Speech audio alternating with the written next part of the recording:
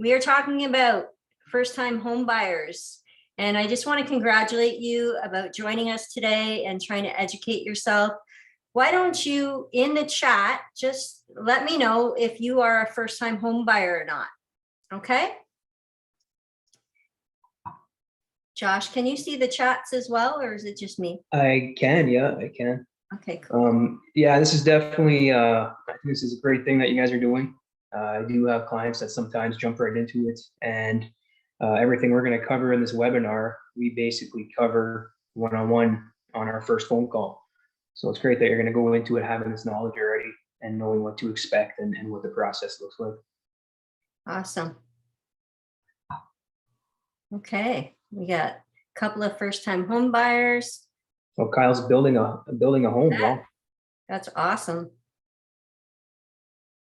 I also got a little bit of information. There were some that were just trying to get educated. So that's awesome. Keep throwing your answers in the chat. Want to know a little bit about you. And if you want to share where you're from, that would be awesome. Okay, so we don't want you to make costly mistakes being a first-time home buyer. So that's why we are hosting this. All right, how can you get the most from this class? We are just being mindful. If you do turn on your video, that it's totally optional. You don't have to if you don't want to. We don't want people to be distracted. We're keeping your audio muted. Try and find a quiet place so that you can make sure that you don't miss anything and you can stay focused. And again, just reiterating, type your questions in the chat as we go along.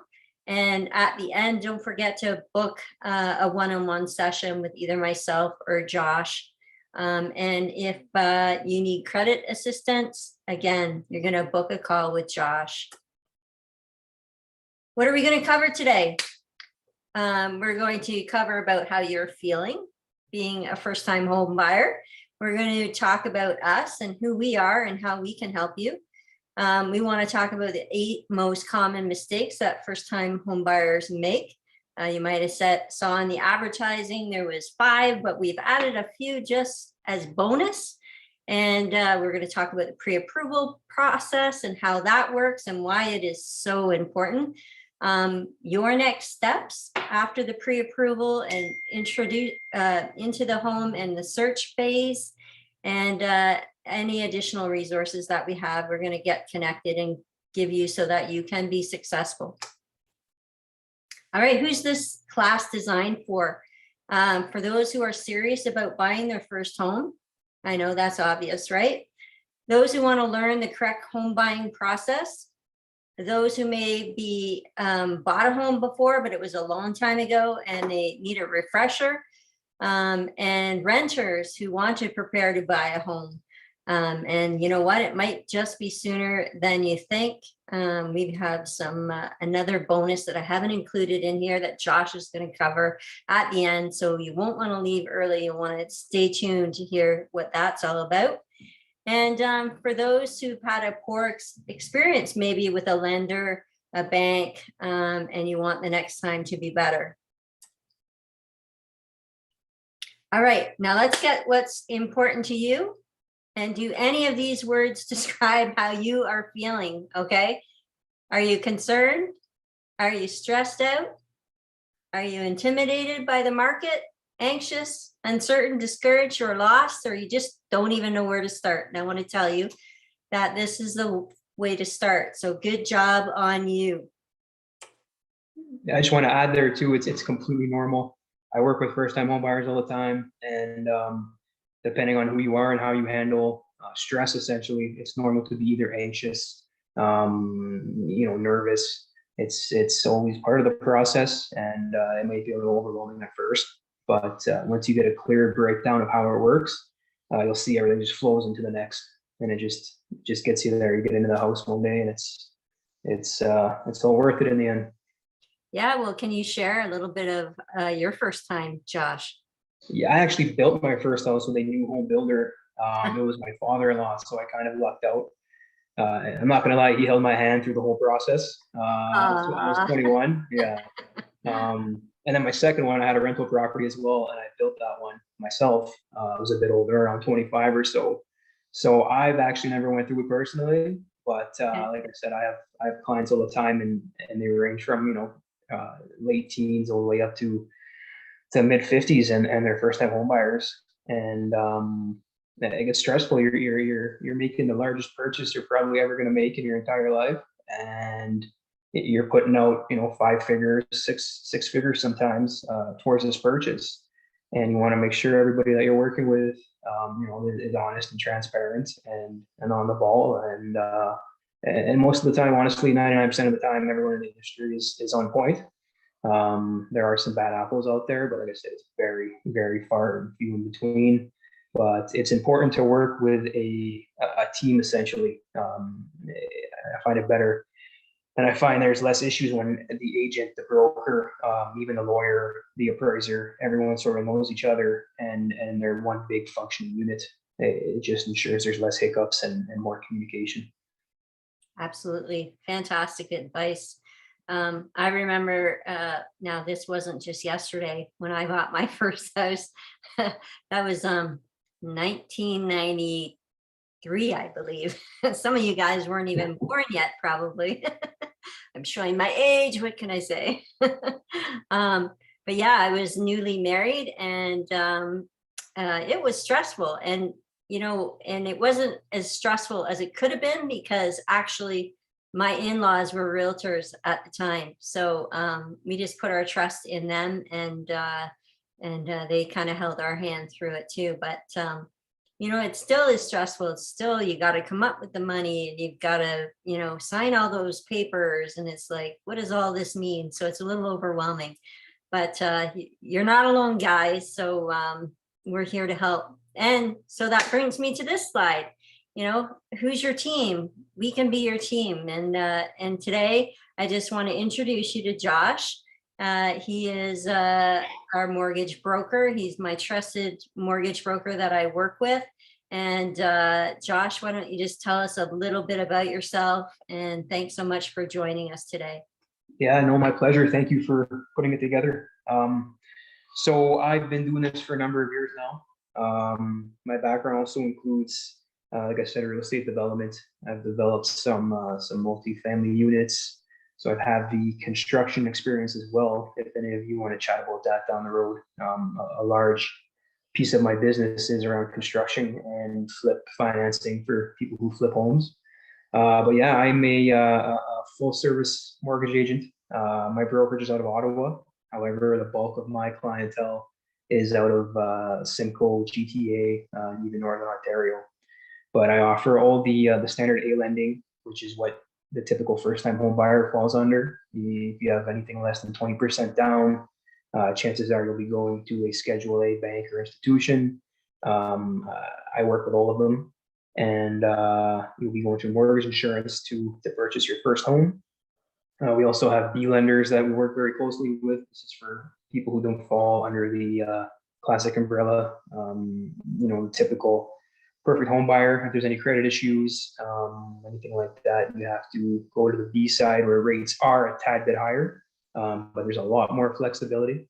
And then for people who are looking to do non-traditional purchases or who don't meet the criteria of the A or B side, you then go to the private side.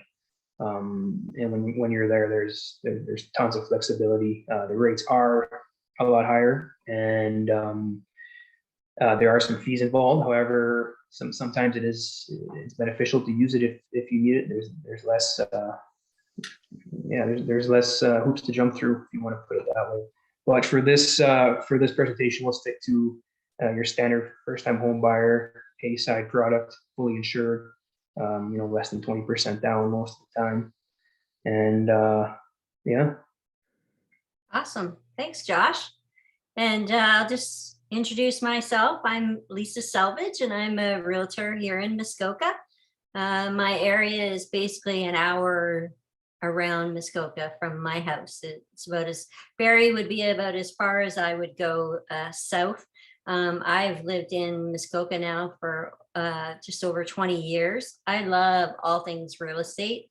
Obviously, my in-laws were realtors, and I think it rubbed off on me.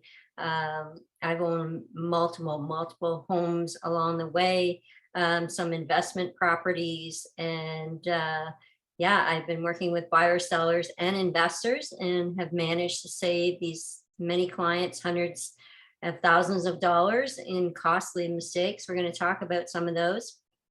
And I work with a full team, a full support team, lenders and lawyers and stagers and photographers and inspectors.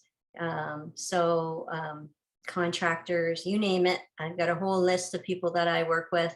And yeah, I'm here to help, kind of keep the home buying is such an emotional time, and it's so easy to get ramped up and excited. And I love that part of it, the excitement of buying a home. But also I'm here too, to balance you out, right? When you have a partner, it's nice to balance each other out.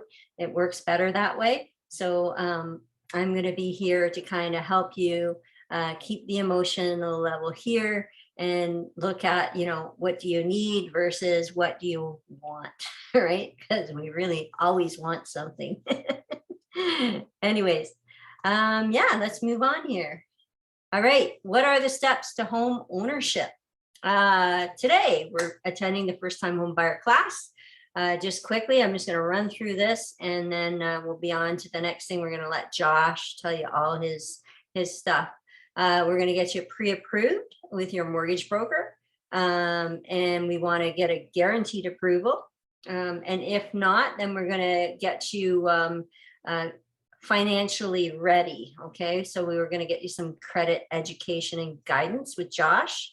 And once you're approved, then we are going to get you to sign a buyer's agreement with an agent, and then we can start house hunting. I'm going to basically want you to fill out a home buyer's profile, so that we can decide, what is important, what's not important.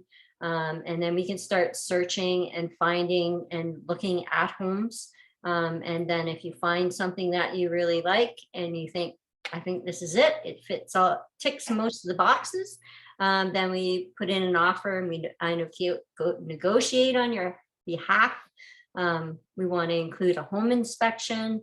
We want to review all the paperwork and waivers and finalize the financing. And then, of course, it goes into the lawyer's hands for the closing signatures. And then it's move-in day. So exciting. All right. So as first-time home buyers, or even if you weren't a first-time home buyer, we can make mistakes. So we are going to talk about the common mistakes that first-time home buyers make. So if you are a note taker, take out your notes and a pen, and let's get started. All right. Mistake number one, Josh, why don't you tell us about ignoring the first-time home buyer incentive program? Yeah, so this is a program. It's actually a multi-component program, and a lot of people aren't exactly sure what it's comprised of when they hear about it. But basically, the one portion is the government essentially gifts you a down payment in a way. So if you're a first-time home buyer and you're buying an existing home, the government will essentially lend you 5% of the balance, up to a certain income amount and up to a certain purchase price. We'll get into that after. But what they'll do is they'll give you that 5%, and you owe it back to them when you sell the house based on the value you sell your home for. So what this does is it essentially lets you to buy more home, as opposed to if you were to just not use the incentive. And a lot of people get nervous around this because they think that they're going to end up owing more money, or there's interest, or there's payments, but that's not the case at all. Basically, the first-time homebuyer incentive is when they lend you a 5% down payment, and it is 10% on new construction. They'll roll that high as well. So you have to be a Canadian citizen, permanent resident. And also, if you're a non-permanent resident, you have to be on a work permit and legally authorized to work here. at least one homeowner has to be the first-time home buyer. So if you have a spouse who isn't a first-time home buyer, but you are, you're still eligible for the incentive. Your income cannot be more than 120,000 combined.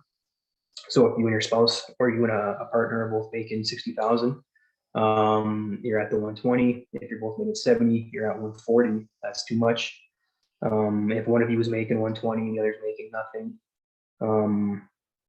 that's okay also. What is a THO, Kyle? Let me make sure. Tiny house on wheels. No, so it's funny you say that. I actually went on a tiny home tour last weekend in Toronto and visited a bunch of manufacturers. And I work with the Tiny Home Association of Ontario as well. Tiny homes are very difficult to finance. If they're on wheels, sometimes they qualify under a consumer loan, like the same way we finance an RV. There's ways around it to get into a traditional mortgage, but they do have to meet minimum square footage requirements, as well as they have to be fixed either on pillars or a slab. But if you want to talk about that more afterwards, we definitely set up a call and chat about that. Yeah, I am a big fan of that niche market, though. I think it's amazing what they're doing. So where were we? Yeah, so the income cannot exceed 120,000. And the combined insured mortgage and incentive amount cannot exceed 4 times the total qualified annual amount. The maximum down payment, including the incentive amount, cannot exceed 19.9%. As soon as you hit 20%, it is no longer an insured mortgage. So you could only use this incentive if it's an insured mortgage, which means you're putting less than 20% down. And then the other portion of the first-time homebuyer incentive is the ability to use the RRSPs as your down payment. You just have to watch sometimes if it's an employer RRSP plan, you cannot always use it. It's sometimes limited to what you could take out, and there's also some restrictions. But if it's an employment plan, you'd have to check with your employer. If it's a self-regulated plan, you have it with your bank. Almost all of the time you can use it. But it's best to talk with your bank or the institution that holds the RRSP before planning on using it and dedicating yourself to that, just in case you would avoid any hiccups that way. But you can use your RRSPs and withdraw up to 35,000 from those accounts per borrower. So if there's 2 of you, you each have 35,000. That's 70,000 total. You could utilize 70,000 towards your down payments. Whether it equals 5%, 10%, 19.9%, it doesn't matter, but the maximum from the RSPs is 70. You could mix that with cash savings as well. And you could even throw in the other portion of the incentive, which is the government-backed down payment, essentially. So how does the first-time homebuyer incentive work? So now we're back to the portion that is borrowed from the government.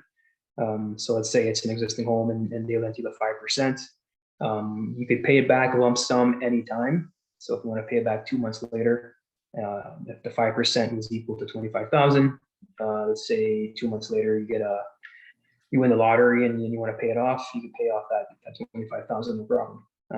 Alternatively, if you let it sit and then you decide to sell your home 5 years later, and the home has gone up in value, you won't owe them what you borrowed. You will owe them 5% of what you sell your home for. So it'll be more, but at the same time you're getting more for your home as well. And yeah, so this is basically just a breakdown here of the way it works. So you buy your home for 400,000. Let's say this is a new construction home because the incentive is 10%, which is only available on new construction. So they lend you that 40,000. There's no payments on that. There's no interest, nothing. You just owe it back one day, basically. And then the market value is at 500,000 when you go to sell it. Let's say it's 2 years later. So you will owe 50,000 because that is 10% of the 500,000. However, if it goes down in value and you sell it for 300,000, you would then owe them 30,000. And here's another example of how it would work. The minimum down payment would be 20,000. That's 5%. That would have to come out of your pocket. So without the incentive, you'd be at 380, and that's fine if you're approved. If you're pre-approved for payments on 380, that's fine. However, if your maximum pre-approval amount, let's say, is payments on the amount of 350, well, that won't work for you. You wouldn't be able to buy that house. However, with the first-time home buyer incentive, you have the opportunity to take that 10%. Again, pretend this is a new construction home. You would have that opportunity to work in that 10%. It'll bring your payment amount down to 340, which is under your 350 pre-approval. So thanks to this incentive, you're able to afford the home you want. Otherwise, you wouldn't have been able to purchase this home.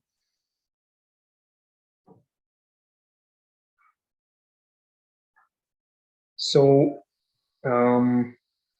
yeah, so it shows the savings based on using the incentive rather than paying the payment on that principal, the interest. So over 5 years, you could save thousands of dollars. The ｃМHC, which is the mortgage insurer who will insure your mortgage with the bank when you're putting less than 20% down, their insurance premium that you pay, that's always built into your mortgage. However, they base it off of the purchase price. So if you're mortgaging less home, basically, you would then save on the insurance premium that is built into your mortgage. So there's the potential for thousands of savings there as well. And then you add those two together, and over the course of 5 years, even if you're on a 3-year term, you're looking at thousands of dollars potentially. Just throw in the chat if you want to save thousands of dollars. Yeah. Right? Yeah. And this is always, there's tons of ways to save money as well, other than just getting a mortgage and sitting there and paying it. There's always little tricks we can chat about later. But this is definitely one of them. Basically, it allows you to save money, and it allows you to afford more home. So that's why they came up with it. The government, seeing that there was pricing issues, they said, how can we help people get into these homes they're getting priced out of? And they worked in that incentive, and it basically allows you to afford more home than you would otherwise. Just want to ask a question. Who is looking for a new home, and who is looking for a resale? Just type in the chat for us. And mistake number 2, Josh. Mistake number 2. So this is actually very common. I know it sounds sort of silly because you think, everyone knows they get pre-approved, but the fact is, a lot of times, typically the process is a client will, or a first-time home buyer like yourselves, will go to a real estate agent, and then your real estate agent who knows how to do their job essentially will say, okay, well, first thing you got to do is go get pre-approved by a mortgage professional. But there is the odd time where they bypass that step. And so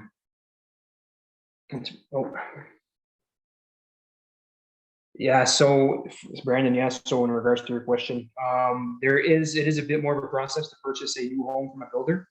But if you want, we could schedule a call later, and I could chat about that with you. We could kind of separate the two and look at what the process looks like for each one. So the pre-approval process is crucial. Like I said, a lot of times, like 99% of the agents they know what they're doing. There is the odd person who will get excited. They got a sale, from a buyer, and they'll go right to shopping. They say, okay, the buyer gives them rough information. They figure, okay, that's good. You sound like you get approved. They start shopping for homes. During the craziness of the housing market last year and the year before, there was no such thing as conditional on financing when you put in offers. So people were going in firm, and there were actually a lot of situations where people would go in firm without a pre-approval, based on a realtor's advice. Sometimes it's sad to say, but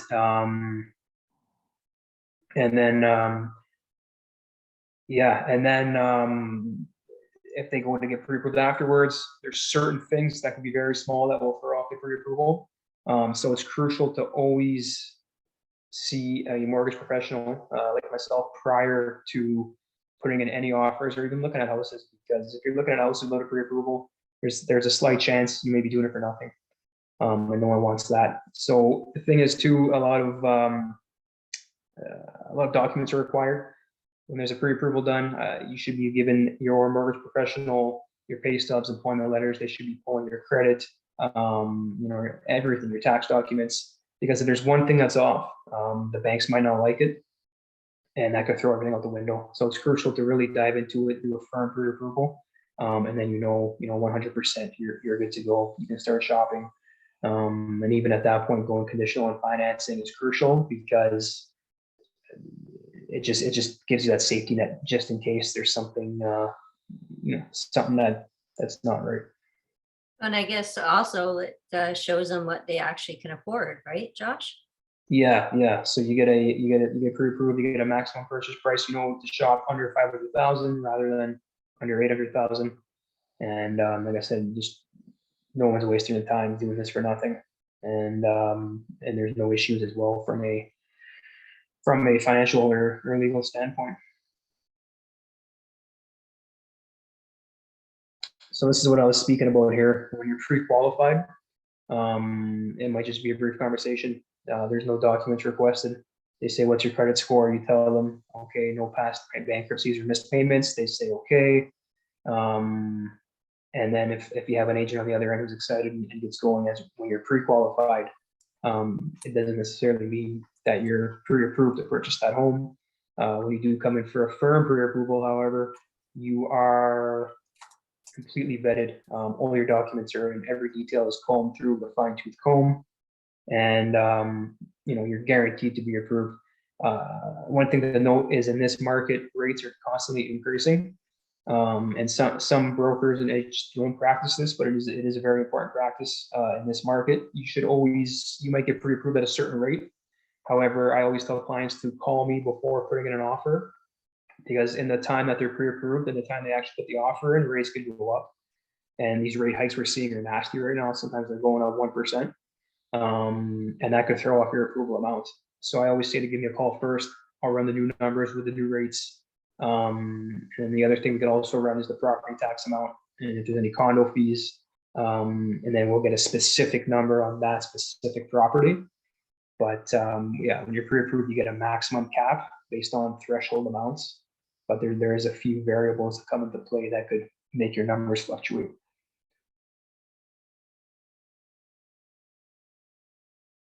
Yeah.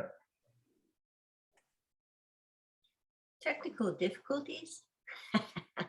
Hold on. Oh. I've got it. There we go. Yeah. So Sherry. So at the bank, if it's a fixed rate, you get locked in. However, if it's a variable rate and then the Bank of Canada raises rates, then your pre-approval amount will decrease. So with a fixed rate, you're locked in, but with variable rates, you're not locked in at a certain rate. And a lot of people are going variable these days because fixed is so much higher. Even though now the margin did close a bit, but about 2-3 months ago, there was a massive gap between variable and fixed rates. And if a client were to get pre-approved at a fixed rate, they would be essentially buying. They would have a maximum purchase price of maybe 100,000 less than at a variable rate sometimes. So I was always advertising to clients in the last few months that with variable you could afford more home, but then when rates go up, your payment will go up as well.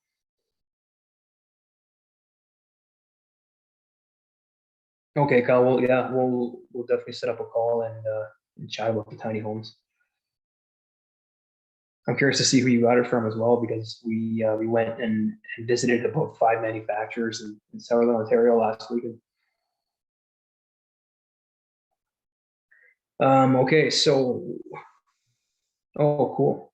Oh, nice. Good for I you. definitely hook you up with some people. I'll have to buy one off you. Yeah, we definitely nice chat about that, because I met some of the biggest ones down south. So yeah, who should get pre-approval? So a lot of times too, what I notice is people don't necessarily know they could be pre-approved and are ready to buy a home. Some people are on the sidelines renting. They think they're not ready, because they started a new job or they don't think they have enough down payments. But sometimes it happens where I end up getting connected and speaking with them, and it turns out they are ready to buy a home, and off they go. But there is minimum thresholds. But my recommendation would be to just call, call an agent or a broker and just say, hey, I'm interested in purchasing, and have that conversation, right? Like our services are free. There's no fees to consult. So, and there's nothing wrong with, having that conversation and not being home ready right now. At least you know where you're at and what you have to do. But yeah, if you have a 600 credit score or higher, so 6 to 650 is a gray area. The insurers do go as low as 600. However, it's not always the case that there's other things in play. But if you're below 600 and you're the only buyer on file, or if you and your partner or co-buyer are below 600, then there's a very slim chance that will happen. And it is best to get your credit higher than the 600 mark. If you have 5,000 and 9,000 saved up for closing costs, so closing costs are typically calculated at 1.5% of purchase price. But that could vary quite a bit. For example, between Sudbury, Ontario and Toronto, downtown Toronto, you're looking at sometimes $20,000 in land transfer tax difference for the same amount of home. So that could definitely vary, but lenders calculate closing costs at 1.5%. And then the down payment, you do need either RSPs or cash or even a gift. If you have a parent, if you're buying a $300,000 house and you have a parent willing to gift you $15,000, and you have another $10,000 sitting around for closing costs, let's say, you're in a great position, and that gift could be fully utilized, and you could buy that $300,000 home. And I know there's not much for $300,000, but I'm just throwing numbers out there. You're thinking about Sudbury, Josh. Sudbury, yeah, you get something that cheap up there for sure.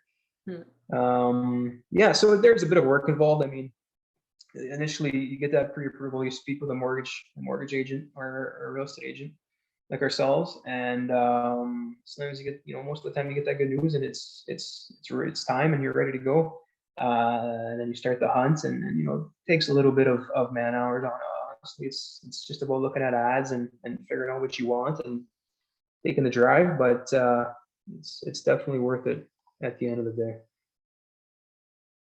And then if you happen to go and start the pre-approval process, however, you're not quite there yet, there is a number of avenues to take at that time. I do offer credit counseling services. So if it's due to credit, let's say you had a past bankruptcy or consumer proposal, I could guide you in the right direction. Just because something like that has happened does not mean you will not own a home one day. I could guide you and give you advice on how to get there as fast as you can with certain tricks that boost your credit score and whatnot. There's also the opportunity to bring on co-signers. If you have more than 20% down, 20% or more, you could go on the B side. There's all types of ways around that with time. And then also, Lisa and I work with a rent-to-own program. And for someone who isn't ready to buy a house, but it's possible in the next 2 to 5 years, you could essentially get into this program where you still buy the house you want, you choose it. However, an investor buys it on your behalf. I would then pre-qualify you for the rent-to-own program and make you what's called an action plan, where you can then purchase the home in 3 years. If you do this, this, and this, for example, you would have to maintain, credit card balances below 30%. You have to save up 10,000, and then wait 2 years for, let's say, your consumer proposal to pass. And then we know for sure in 3 years, if you follow that plan, you can purchase this house. So when you pick it up today, the investor buys it for you. And then in 3 years, you would be buying it off the investor at a set price. So it's an amazing program. It's a way to get into your home now and basically start paying. A portion of your payment goes towards the down payment you're going to use to purchase the home down the road. And a lot of times the rent portion and your down payment portion are equal to what market rent would be today. So instead of paying, let's say $2,500 a month rent on your home that you'd be renting. If you get into this program, you're paying $2,500 a month. However, 500 of that is going towards your future down payment. So essentially, you're building equity in the home in a way during the rent-to-own program, and you purchase the home you want right now, and then you're also free to renovate the home and customize and whatnot while you're living there in the program. So if any of you want to chat about that too afterwards, definitely let me know, and we could hop on a call. Mistake number 3, Josh. Using your bank, yeah. So so a lot of, and I've been there before I was in the mortgage field. I thought this way. A lot of times, you have your checking account with your bank, you have your line of credit with your bank, you want to buy a home, so naturally what you do is you go to your bank. So a lot of times the banks rates are higher than some of the institutions that are exclusive to the broker channel. So let's say you go to a bank and they offer you 5.3% fixed right now. However, and if you don't know any better, you say, okay, good, I'm pre-approved at 5.3, that's awesome. However, if you don't shop around, you don't know if you can get lower. So a lot of times then you go to a broker like myself, and we have institutions that are sort of like banks, but all they do is mortgages, and they're exclusive to the broker channel. You can't walk into these places and just ask for a mortgage as a client. You have to go through a mortgage broker to use these institutions.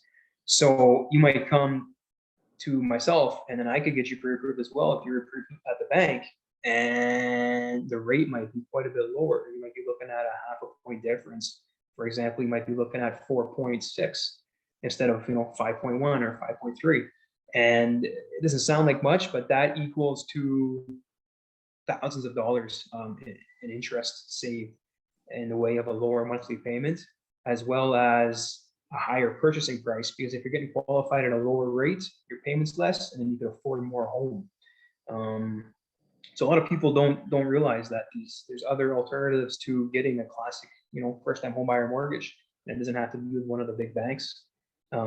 We have 10, 11, 12 lenders who offer the same things the bank do, but cheaper. So penalties are the same across the board, whether it's a bank or a broker lender, monoline lender. You're still going to pay the penalties. The way it works is if you get into a 5-year term, let's say on year 3 you want to sell your home. If the interest rate is higher than at the time you sell than what it was when you got into your mortgage, you would be paying 3 months interest penalty to sell that home to the bank, because you're in a 5-year term, you're selling on year 2 or 3. So typically when you are on your first 5 years of a mortgage, general rule of thumb, and it's not always 100% accurate, but it gives you a good idea, is that your monthly payment, let's say it's $2,000 a month, there's a good chance that half of it is interest. So that's $1,000 a month. And if your penalty is 3 months interest, you then be paying $3,000 as a penalty. And that's if the interest rate is higher at the time you sell than it was when you got into your mortgage.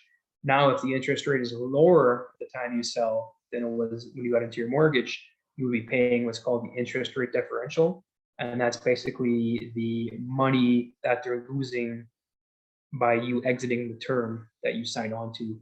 And that penalty is always higher than the 3 months interest. And that could range, depends what the rates are, but that could range anywhere from 5,000. Sometimes it goes a lot higher to 8, 9, 10,000. Depends on the amount of your mortgage, as well as the gap between the interest rates. Yeah, so when you work with a mortgage broker, we have alternatives better alternatives in the bank. The bank wants you to basically fit inside their box. If you don't fit inside their box, there's nothing they can do for you.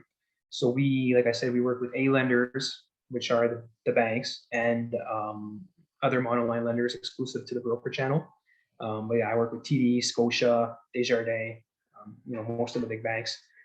So if you have a credit score that's below 600, let's say, and none of the banks will look at you, we would then bring you to the B side of lending, which is basically smaller institutions, and they're extremely flexible and there's products built for people with lower credit or past bankruptcies or anything like that.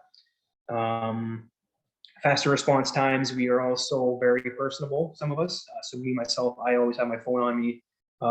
If a client's shopping and they have a question about a house, they text me. I'll respond within an hour usually, and it's just more personable. We're easier access. There's no call centers or anything like that.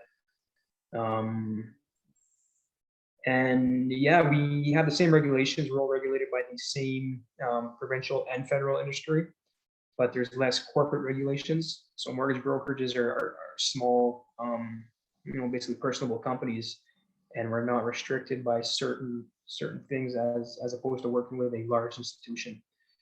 And we have all types of loans, like I said, A, B, private, anything you could think of. We have one loan that's geared to people who flip homes. So if you're looking at doing renovations, it is a private loan. The interest rate's a bit higher, but it's 6 month open, and as long as the project is profitable, you have a good chance of being approved. And then for the bank, there's they want certain credit scores. Like I said, bank hours. They won't be, the mortgage representative at one of the big banks won't be. A lot of times they won't be texting you at 7 p.m. if you text them. And then, they always push you to the products they have within their walls, even if it's at a higher rate or it's not ideal to your situation. I was at my bank yesterday. I went in about 3:30 and to deal with a few personal matters. And when I went to leave at 4:15, the door was locked and they had to let me out. Oh no. Anyhow, well, here we go. I guess it's my turn. Thanks so much, Josh, for all that information. And again, stay tuned, guys, because you can ask Josh some questions at the end of this webinar. We will both be available to answer some generic questions. All right, mistake number 4, buying directly from a builder. Buying directly from a builder can cost you extra money. Thousands of dollars. Think about it. Okay, a builder is working with different people. They have their lawyers that they're working with. They have their manufacturers and all their stuff that they need to build a house. And they honestly, if you think about it, think about going to court and the lawyer on the other side says, hey, you don't need a lawyer. I'll work with you directly. It kind of sounds a little suspicious. It's a conflict of interest. Okay. When you're dealing with a builder, you're one person. And of course they want to sell you a home because they're looking out for themselves. But at the same token, if you think about it, they're dealing with their lenders and their lawyers, okay? And they really are thinking about themselves. They want to get as much money as they can. They will try and show you that you're going to save money, right? They might say, oh, we're going to give you X amount of dollars off. If you don't go through an agent. They already factor in a buyer's agent's commission. So the price is going to be the same whether you are just going straight to the builder or whether you go to an agent. So all their paperwork has been done by their lawyers, okay? And so they're saying, okay, I want you to trust us that our paperwork is good. But meanwhile, there might be clauses in there that could cost you thousands of dollars. So as an agent, what we can do is obviously we are looking through all those clauses. We are going and we are negotiating on your behalf to get a better price. Even like some of the things that they will do is they'll say, oh, we're going to upgrade and they'll say, well, we're going to give you these counters and we're going to give you these baseboards and all this. And they're saying that it's worth X amount of dollars, but it's really not. So it's just a conflict of interest. So an agent, a buyer's agent, is not costing you any money. They have no bias because it is the seller that is actually paying our commission.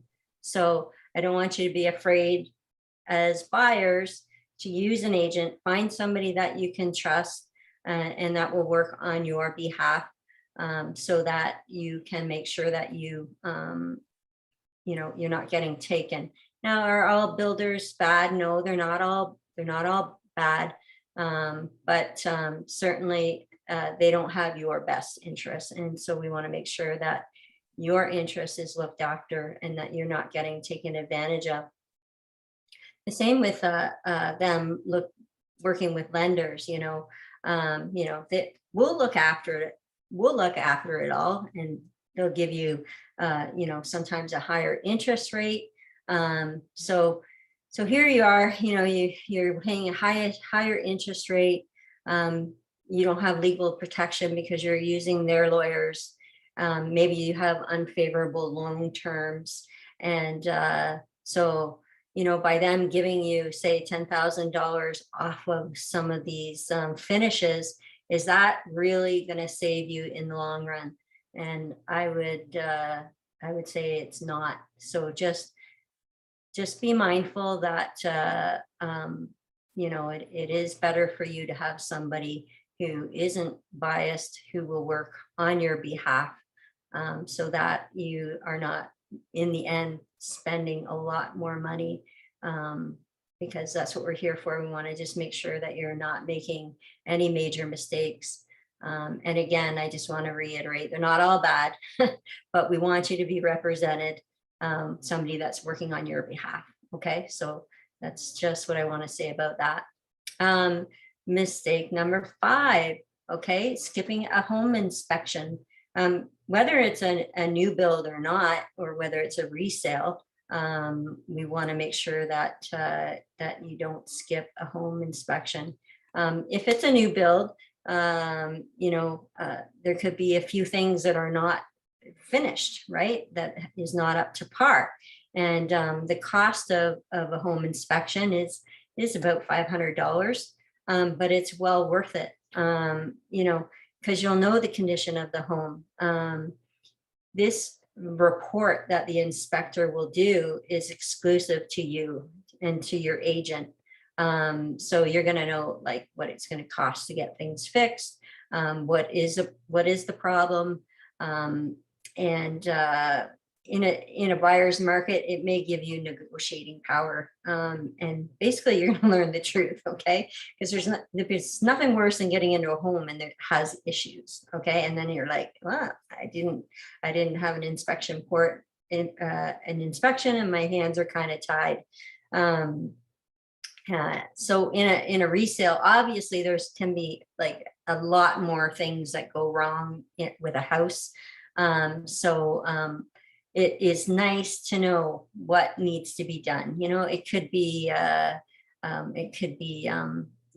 the furnace is shot, or there could be moisture in the walls, and maybe like you didn't see any mold, but when the inspector comes and he does his test, well, now we might have a mold issue. So you're going to learn the truth. So just paying, $500 for that inspection report is important, because you don't want something like this to happen, okay? Where obviously there was some water issues there and damage to the foundation, and that is a little bit more than $500.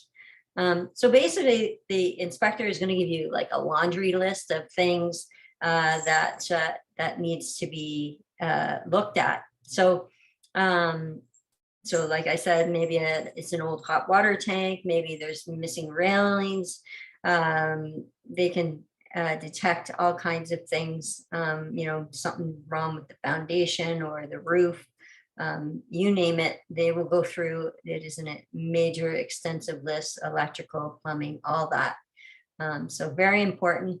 Now, back when the pandemic was, and the prices were crazy, yeah, getting an inspection was definitely going to make it very difficult for you to win a bid on a home. But now that things have flipped and prices are coming down and there's more on the market, definitely be getting a home inspection.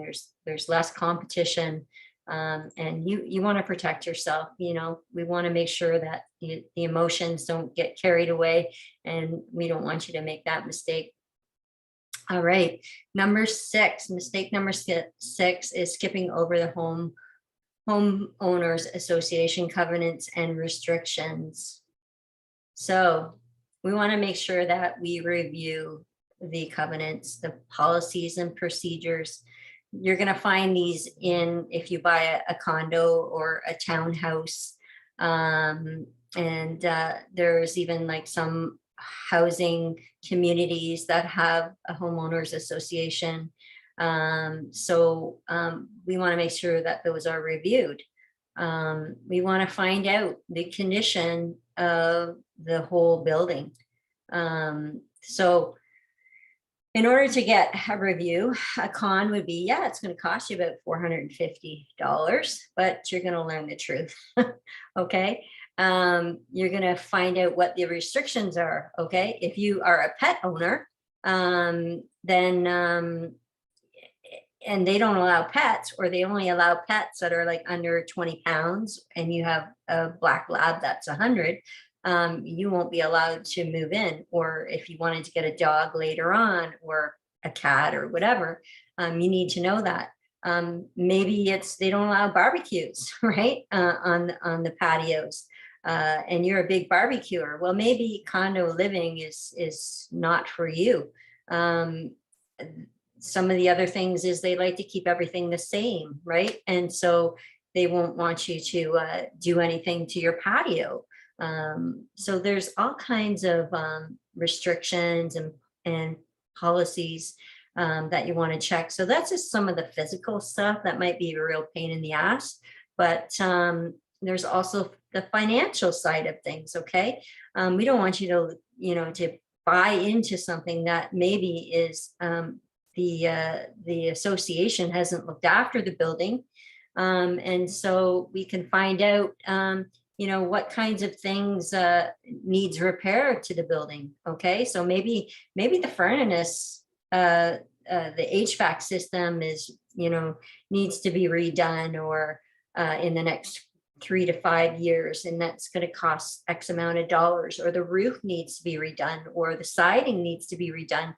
It all costs money, and the homeowners that live in that building will then have to share that cost. So we want to find out what is reserved for, what kind of money is reserved in the homeowners association, so that this can be paid for. You don't want to all of a sudden they go, yeah, well, we don't have nothing in the reserve fund, and we need all of you to chip in, 15 grand so that we can fix this.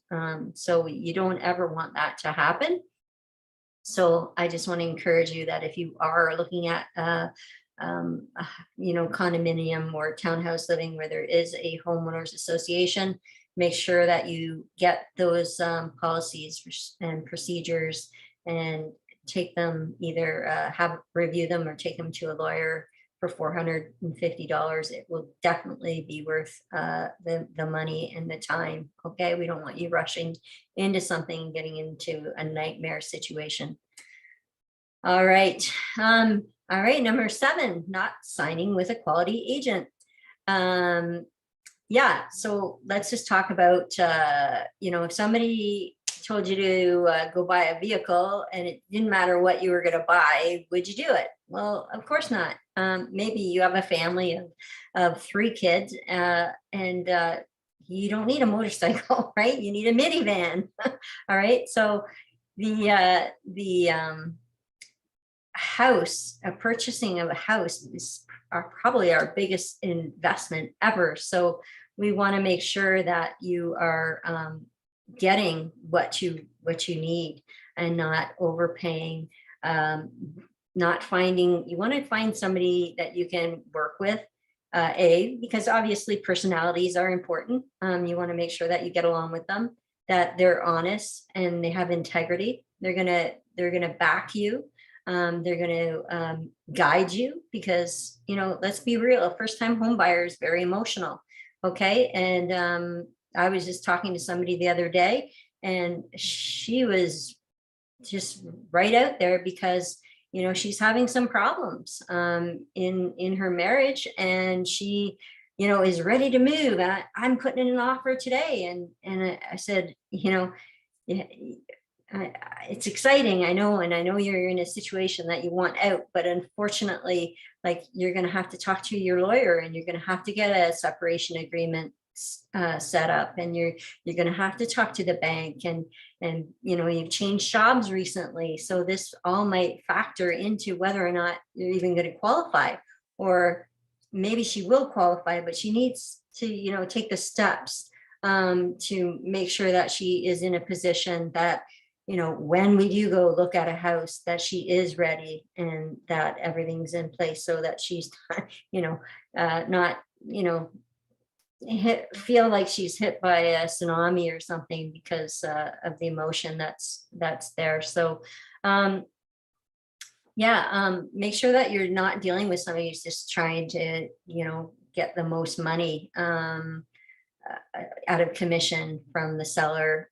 We want to make sure that you're going to find somebody that will negotiate on your behalf, right? Because we know that you have a budget, and of course what we want to do is obviously get you in the right home at the right price. And so you want to talk to somebody who will do that for you, will go up to bat for you. So again, you want to find somebody with honest and integrity, experience, or either direct or leverage, right? They might be part of a team, that they, you know, they have good values, right? And that they have the resources to give you a competitive advantage, and the skill set for changing markets, right? A seller's market is much different than a buyer's market. So, you know, make sure that they can negotiate through all of that, and that they have a network of trusted advisors to assist you all along the way. All those things are just so important. You know, I hear all the time some of the things, you know, we're going to use a family member, and, you know, sometimes that's okay, but other times it's maybe not the best thing. Just because, like, for example, you don't see doctors performing surgery on family members just because it is, you know, if something goes wrong, oh shit, right? Like, so we don't want that to happen. So sometimes, you know, just keeping family at a distance might be the best thing. Some people, not agents, are the same, right? In every profession, there are good ones and there are bad ones. When it comes to realtors, only about 80% of them fail. Okay, so they don't treat it like a business, and so who you choose really matters. Alrighty, what else? Don't hesitate to get a second opinion too. You know, maybe just don't go with the first realtor that you talk to. Just check them out, make sure that they can negotiate.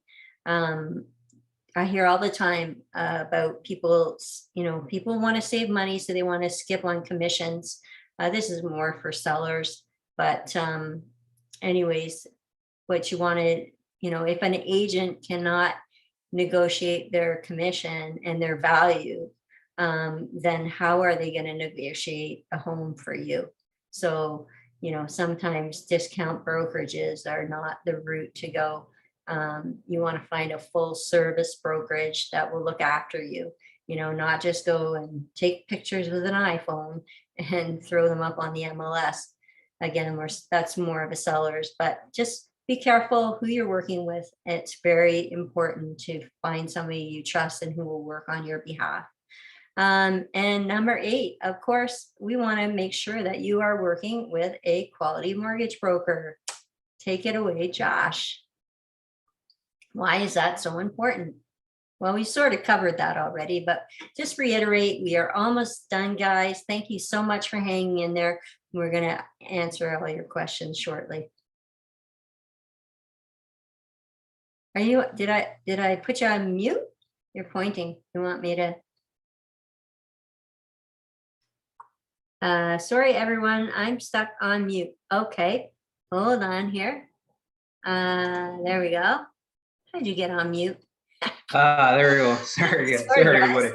I was blowing up your inbox there, Lisa. Trying to. Sorry about that. Trying to tell you. That's funny.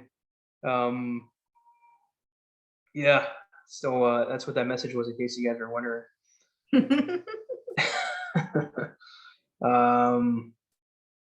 Yeah. So yeah, when it comes to mortgage brokers, like Lisa said, there's a lot that fail and get out of the industry within a year or two as well, just like real estate agents. The key I find is you can tell right away, you gotta treat it like a business, right? You have to put in the hours every day. You have to be available. You can't just onboard a client and then they're shopping and then go on vacation. And then when they need you, you're not there and you have no cell service, right? You have to be there. You have to be on call. I've had clients come in at 9 o'clock at night. They got my name from someone else from their agent, for example, and they were working with another broker, and then the deal fell apart because the broker didn't properly vet their documents and missed something, and then they're closing on that property in 2 days, and they're looking at issues if they don't close. So yeah, it's important to work with a good broker and a good team. As a whole, right? So honesty and integrity are very important. Availability too is up there. Experience. I've been in the industry for 4 years now. It's not the longest time, but I can tell you that in that 4 years, I've learned quite a bit. I've been very diverse. Some brokers stick to certain niches of the market. I've been all over the place. I've dealt with the private side, construction. A lot of first-time home buyers with big banks. When they have rate promotions and all that stuff. I love Josh's mind. I've had opportunity to work with Josh, and I just love the way his mind works, because he's always trying to figure out, how can we make this work for this person? So yeah. He will go above and beyond. Trust me, he's amazing. Oh, thank you. Yeah, there's so many. So like it says here, knowledge of available programs, assets, and tools. There's so many products out there, even with the big banks, but especially when you get into the B space. There's self-employed programs and that whole bracket there just varies so much. There's so many ways to navigate it. There's little tricks that you could use to try to get someone approved. If their income's not high enough, but their last 2 years income was, and but they're on track to get there. It's just there's so much things to look at. So it's important to have a broker who knows how to kind of navigate that territory and put everything together and use whatever you can. Like for example, you could use with certain lenders on the B side, you could use room rental income. So if you have a house but no apartment in it, you can still rent out rooms and use that money to go towards your application to afford more home on your second property. And then a lot of brokers don't know that, right? So it's just stuff like that, little things like that really make a difference. And then, yeah, when it comes to working with the team, you want not just a broker who's solo and doing his own thing, but you want someone who works with your agent, or someone who's recommended by another industry professional, or if a family member or friend had a good experience with that broker, even if it's not myself, and then they recommend someone, that's always a good sign as well. All right. Well, we are at the end. So how do you feel now? Just give us a text and tell us how you feel. Do you feel a little bit better? Or are you still concerned, stressed out, intimidated, anxious, uncertain, discouraged, lost, or you're not sure where to start? What stood out to you today that is going to help you move forward? How do we help you? Just put your answers in the chat, and as well as if you have any other questions, please put them in the chat, And while you're doing that, we are going to answer Kyle's.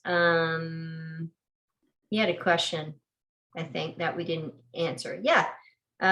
What is a builder's mortgage, Josh? So I'm not sure if you mean like a self-build, but if you're looking to build, there's self-build mortgages. So I work with a variety of lenders, and the big banks offer this as well as the broker monoline lenders. Most of the B lenders offer this. So it's essentially a construction mortgage. And what they do is they fund a portion of the land purchase. So let's say you're buying a building lot for 100,000. Some of them will give you 50,000 for that. The other 50 will have to come from your own resources, basically like a down payment. And then that'll allow you to secure the land. And then as you start building, they give you progress draws. So let's say you get the foundation in, you get it serviced, you get the framing up, and then you got the trusses on, you got the roof on. At that point, they might call it 20% complete. And if your construction mortgage is, let's say, for $1 million, minus the 50,000 for the lot, you have managing 50,000 left, then they'll give you 20% of that, so just under 200K, and then they give you that once the roof's on, and then you pay off all of the trades up to that point. And then you would keep going, and then let's say you get your second draw once the drywall's up. At that point, they might call it 55% complete. Then they would give you another 35% of that 950 or whatever, and then they keep going until the end. And then once you're 100% complete, you basically you're done the project. You get all the funds from that lender, and then you would refinance into a traditional mortgage and exit the builder's mortgage. And with construction mortgages, you only pay interest on what you've been drawn so far. So if you only have 200,000 out, you only pay interest on that 200,000. You don't pay full payments on the $1 million kind of thing. Sorry, I guess that question was from Brandon. And Brian also wants to know, does buying with or pulling from RSP benefit one come tax time? So with the RSP program, typically when you pull from an RSP, you owe taxes on that money the next tax year. But when you use the RSP for the home purchase, the first time home buyer incentive, you don't owe that money in taxes back for quite some time, unless you put your RSP money back as well. So you won't be paying taxes at tax time. It does open up the room for your RSP contribution. It kind of resets it based on that amount. But that's pretty much it from a tax perspective. Do we have any more questions? So I'm just putting our contact information up on the screen. You can reach Josh by email is best, or you can text him or give him a call on his cell. You can reach me any which way you want to. Best phoning, text, or email is the best way to reach me as well. I do have a Calendly link, but we can deal with that later. If you just text me, that's fine. Any more questions? I want to be respectful of everybody's time. But if you have any questions, just throw them out there now. And if you want us to follow up with you, can you put that in the chat? Yeah, definitely. If you like a call, or I could send you a call or a text tomorrow. Anyone who wants to touch base, we would set up a call for next week sometime. First step's always a pre-approval. So if you have roughly 10,000 down, I'm not sure where you're all located, but give or take 10,000, whether it could be a gift, your own funds, or RSPs, and you feel like your credit's decent, just reach out and we can go through the process. There's no cost, and it doesn't take long at all. And basically, the way it works is we do an initial phone call. I would send you a link. You would do the application on your phone. It takes me 20 minutes. Once I get the application back, it takes me maybe another 20 minutes, and I have a pretty good idea of whether or not you're ready at this time to purchase. One of the questions is, how long have we been working together? I wish I had found Josh a long time ago. I've been working with other lenders, and then I found Josh through the rent to own program. So we really only got to know each other last year through the rent to own program. But yeah, he is really awesome. I love how his mind works. And the fact too that, you know, you guys are first time home buyers, but I want you to think about one thing is, you know, sometimes we have to get creative with how we make things work. And so Josh does that with money. And I think about, you know, like for me, I rented a room out for a long time. And now I do, I put an apartment in and I rent that out, a short-term rental, or I guess you could call it a medium term rental now. And so there's ways that you can, you know, you might only be thinking about your first purchase. Maybe you should be thinking about buying something that has, you know, a granny suite, right? Because that's income that you can, that helps you to pay for your mortgage, or it might even pay for the whole mortgage, right? So you're not strapped. So I just want you to think about that there are ways that can help you to be a homeowner. And so I don't want people to feel like you're living paycheck to paycheck, right? Because there are ways to get ahead. And, you know, real estate is probably one of the best investments that you can ever make. You know, you look at the number of, you know, the most millionaires out there, and what do they invest in? They all pretty much invest in real estate. I'm not sure they have diversified investing, but a big portion of their portfolios will be real estate. So think about that, you know, when you're looking to buy. Certainly happy to talk to anybody about, you know, room rentals or apartment, granny suites, anything like that. Okay, house hacking. There you go. We were just sort of talking about that. So that's awesome. So house hacking strategy. So that's when you're going to buy a home and you are going to live in it and fix it up. So there's different ways that you can do that. But what happens is when you fix up a place, you're increasing the equity of that home. And you can, you know, put in an apartment. Maybe it has a basement. I always like to look for places that I can turn into an apartment, or even just a granny suite. So yeah, house hacking basically is you're gonna purchase that home and you're gonna live in it and fix it up, and hopefully you be able to rent out a portion of it. And some people will just rent out rooms. You know, I don't know if you guys know Scott McGilvery, but I mean, he got his start. You know, he's the bigwig on Home and Garden TV, right? HGTV, and is doing a lot of investing up here in Muskoka, mostly Airbnb. But he got his start. He was in university and he was cutting grass. He happened to be cutting grass for a realtor, and the realtor said to him, he, like, you know, obviously they had a relationship, and said, you should buy a house. You know, like, you know, he was living at home and whatnot, and he was getting older, and he's like, I can't afford a house. And so she just kind of got his mind thinking about, well, how can I afford a house? You know, so he went and reached out to all his buddies and asked them if they'd be interested in buying a house. And they all basically said no. But then, you know, he asked another question, and that was, well, if I bought a house, would you guys rent off me? And they're like, oh yeah, we'll rent off you. That'd be awesome. So anyways, he managed to get the down payment for a house, and he bought a house, and he ended up fixing it up, house hacking, and renting out rooms. So there you go, house hacking strategy done by Scott McGilvery, and now he's like Mr. Millionaire. Let's see what other questions we have.